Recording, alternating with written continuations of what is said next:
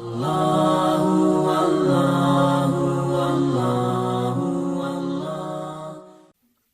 النساء کی آیت نمبر 97 سورہ نساء کا 14واں رکوع، 5ویں پارے کا 11واں رکوع۔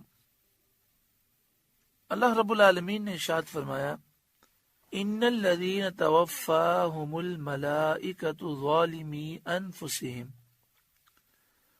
وہ لوگ جن کی جان فرشتے نکالتے ہیں اس حال میں کہ وہ اپنے اوپر ظلم کرتے تھے۔ قالوا فیم کنتم، ان سے فرشتے کہتے ہیں تم کاہے میں تھے؟ قالوا کنا مستضعفین فی الارض، وہ کہتے ہیں کہ ہم زمین میں کمزور تھے۔ قالوا الم تکن ارض اللہ واسعۃ فتہاجروا فیہا، فرشتے کہتے ہیں کہ اللہ کی زمین کشادہ نہ تھی کہ تم اس میں ہجرت کرتے۔ فَأُولَئِكَ مَأْوَاهُمْ جہنم، تو ایسوں کا ٹھکانہ جہنم ہے۔ وَسَاءَتْ مَصِيرًا، اور بہت بری جگہ پلٹنے کی ہے۔ اس آیت کریمہ کا شان نزول یہ ہے کہ یہ آیت ان لوگوں کے بارے میں نازل ہوئی جنہوں نے اسلام کا کلمہ تو زبان سے ادا کیا، مگر جس زمانے میں ہجرت فرض تھی، مکہ شریف سے ہجرت کر جانا ضروری تھا، اس وقت ہجرت نہ کی۔ مسلمان ہجرت کر کے حبشہ گئے، پھر مسلمان ہجرت کر کے مدینہ شریف آئے، مدینہ شریف میں اسلامی ریاست بن گئی۔ سن 2 ہجری 17 رمضان المبارک میں غزوہ بدر ہوا۔ تو جب مشرکین جنگ بدر میں مسلمانوں کے مقابلے کے لیے گئے تو یہ لوگ ان کے ساتھ ہو گئے، کیونکہ یہ اپنا ایمان چھپائے ہوئے تھے، تو یہ اپنے ایمان کا اظہار نہ کر سکے اور کافروں کے ساتھ میدان جنگ میں آ گئے، اور پھر مسلمانوں کے مقابلے میں انہوں نے جنگ بھی کی، کفار کے ساتھ ہی مارے بھی گئے۔ ان کے بارے میں یہ آیت نازل ہوئی اور بتایا گیا کہ کفار کے ساتھ ہونا اور جب ہجرت فرض ہو چکی تھی، ہجرت نہ کرنا اپنی جان پر ظلم کرنا ہے۔ ان الذین توفاہم الملائکہ، وہ لوگ جن کی جان فرشتے نکالتے ہیں، ظالمی انفسہم، اس حال میں کہ وہ اپنے اوپر ظلم کرتے تھے، یعنی بدر کے میدان میں جب یہ کافروں کے ساتھ مارے گئے تو فرشتے ان کی جان نکال رکھے تھے۔ قالوا فیما کنتم، ان سے فرشتے کہتے ہیں تم کاہے میں تھے، یعنی فرشتوں نے کہا کہ تم یہاں کیسے آ گئے، تم تو مسلمان تھے۔ قالوا کنا مستضعفین فی الارض، تو انہوں نے کہا کہ ہم زمین میں کمزور تھے، ہم مکے میں رہتے تھے، کافروں کے نرغے میں تھے، ہم اسلام کا اظہار نہ کر سکتے تھے۔ جب کافروں نے کہا کہ بدر میں چلو تو ہم ان کو دکھانے کے لیے آ گئے، اور دکھانے کے لیے ہم نے مسلمانوں کے خلاف تلوار بھی اٹھائی، تو یہ سب تو ہم نے مجبوری میں کیا۔ قالو، فرشتوں نے کہا، الم تکن ارض اللہ واسعۃ فتہاجروا فیہا، کیا اللہ کی زمین کشادہ نہ تھی کہ تم اس میں ہجرت کرتے؟ جب تمہارے لیے اس شہر میں رہنا مشکل تھا، اپنے دین پر قائم رہنا مشکل تھا، تو وہاں سے تم ہجرت کر جاتے۔ فَأُولَئِكَ مَأْوَاهُمْ جہنم، تو ایسوں کا ٹھکانہ جہنم ہے۔ وَسَاءَتْ مَصِيرًا، اور جہنم بہت بری جگہ ہے پلٹنے کی۔ یہ آیت یہ بتاتی ہے کہ جو شخص کسی شہر میں اپنے دین پر قائم نہ رہ سکتا ہو اور یہ جانے کہ دوسری جگہ جانے سے دینی فرائض وہ ادا کر سکے گا تو اس پر ہجرت واجب ہو جاتی ہے۔ حدیث میں ہے جو شخص اپنے دین کی حفاظت کے لیے ایک جگہ سے دوسری جگہ منتقل ہو، اگرچہ ایک بالش ہی کیوں نہ ہو، اس کے لیے جنت واجب ہوئی، اور اس کو حضرت ابراہیم اور سید عالم صلی اللہ علیہ وآلہ وسلم کی رفاقت میسر ہوگی، یعنی جنت میں وہ حضرت ابراہیم اور پیارے آقا صلی اللہ علیہ وآلہ وسلم کا پڑوسی ہوگا۔ اس حدیث پاک میں فرمایا گیا کہ دین کی حفاظت کے لیے ایک جگہ سے دوسری جگہ منتقل ہو، چاہے ایک بالش، مثلا ایک شخص یہ خیال کرتا ہے کہ میں یہاں بیٹھا ہوا ہوں اور 4 آدمی غلط بات کر رہے ہیں، میری انہیں روکنے کی طاقت نہیں، لیکن ان کی باتیں اگر میرے کان میں گئیں تو ہو سکتا ہے یہ میرے ایمان میں خلل ڈالیں یا میرے دل میں وسوسہ پیدا کریں، تو کوئی شخص اس وقت اس جگہ سے اٹھ جائے اپنے دین کی حفاظت کے لیے، تو یہ بھی بہت بڑے ثواب کا باعث ہے۔ اسی طرح کوئی شخص کسی دکان پر کام کرتا ہو اور اسے وہاں کام کرنے کے لیے جھوٹ بولنا پڑتا ہو، اگر وہ جھوٹ نہیں بولے گا تو اسے نوکری سے نکال دیا جائے گا، یعنی 2 نمبر مال کو 1 نمبر کہہ کر بیچنا پڑتا ہے، تو اسے چاہیے کہ فوراً وہ ملازمت چھوڑ دے اور وہاں سے چلا جائے۔ یہ بھی ایک طرح سے بہت بڑے ثواب کا باعث ہے، اور انشاءاللہ اللہ تعالیٰ اس سے بہتر روزی عطا فرمائے گا۔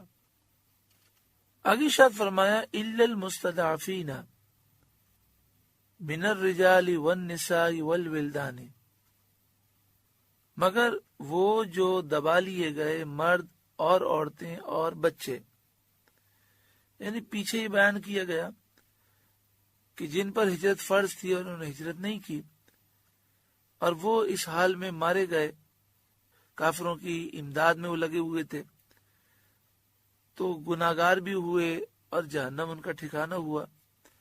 تو اب یہ بیان کیا جا رہا ہے کہ ہاں ایسے کمزور مرد، عورتیں اور بچے کہ جن میں ہجرت کی طاقت نہ ہو یا انہیں کافروں نے جیل میں ڈال دیا ہو، وہ وہاں سے بھاگ نہ سکتے ہوں، لا یستطیعون حیلہ، جنہیں نہ کوئی تدبیر بن پڑے کفر کی زمین سے نکلنے کا اور ہجرت کرنے کا کوئی طریقہ ان کے پاس نہ ہو، ولا یہتدون سبیلا، اور نہ ہی وہ راستہ جانتے ہوں کہ ہم کیسے یہاں سے بھاگ کر جائیں، فَأُولَئِكَ عَسَى اللَّهُ أَن يَعْفُوَ عَنْهُمْ، تو قریب ہے کہ اللہ ایسوں کو معاف فرمائے گا، کہ وہ کریم ہے، اور کریم جو امید دلاتا ہے پوری کرتا ہے، تو معنی یہ ہے کہ یقیناً اللہ تعالیٰ معاف فرمائے گا۔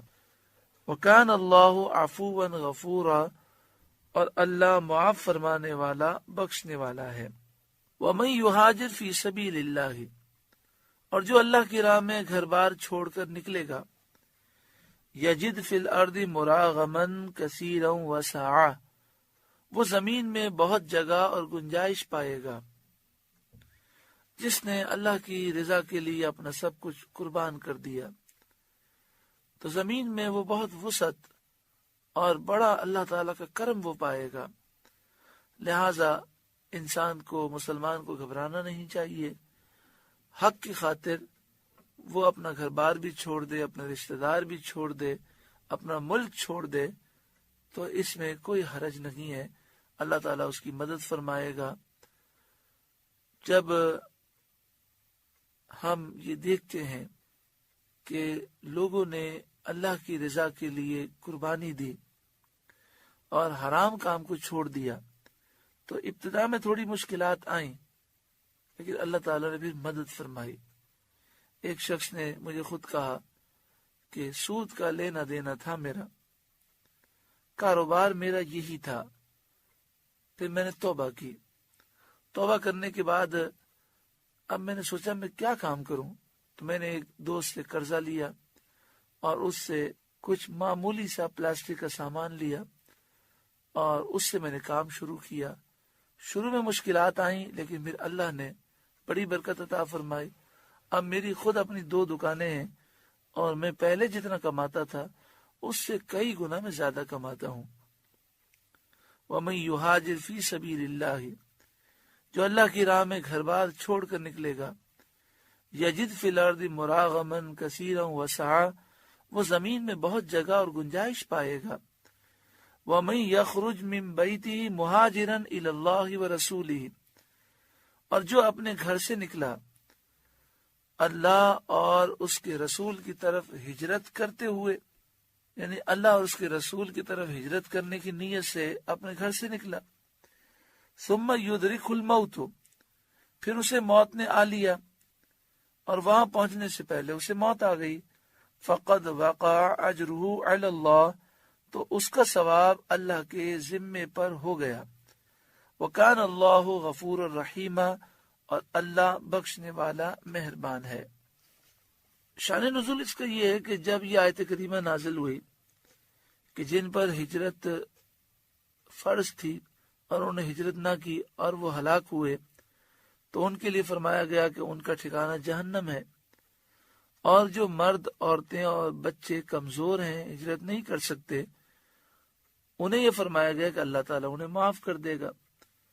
تو حضرت جندہ بن سمرہ رضی اللہ تعالیٰ عنہ نے جب یہ آیت کریمہ سنی اور یہ حکم سنا تو انہوں نے سوچا کہ میں بہت بوڑھا ہوں، لیکن میں ان لوگوں میں سے نہیں ہوں جنہیں معاف کیا گیا ہے، کیونکہ میرے پاس اتنا مال ہے کہ جس کے ذریعے میں مدینہ طیبہ ہجرت کر کے پہنچ سکتا ہوں.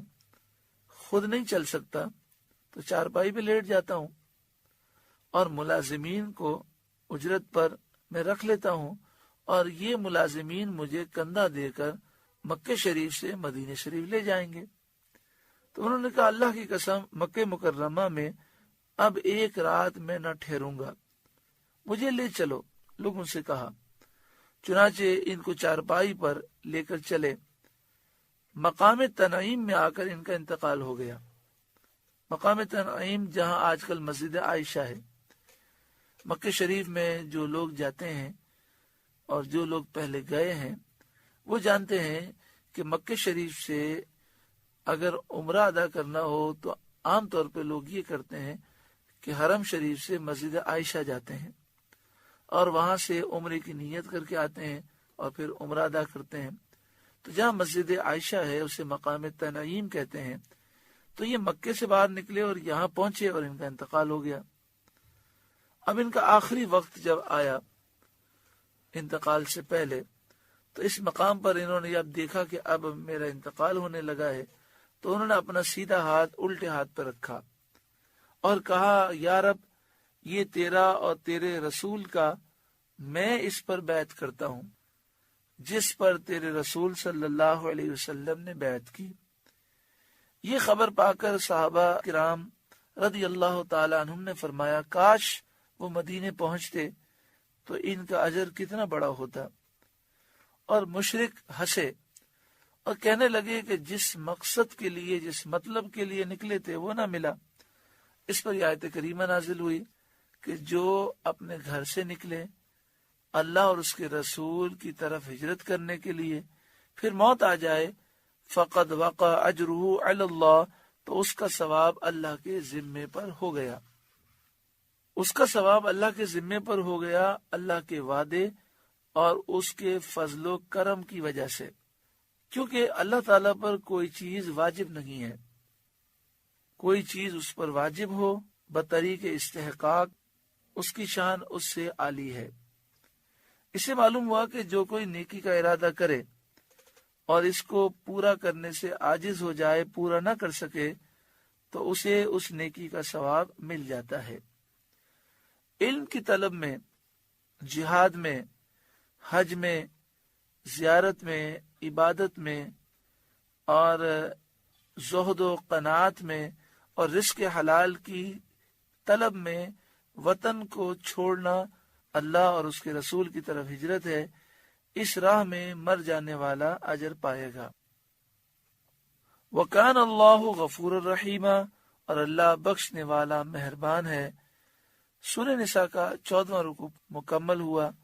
اللہ رب العالمین اس رکوع کے نور سے ہمارے قلوب کو روشن و منور فرمائے. اللہ اللہ اللہ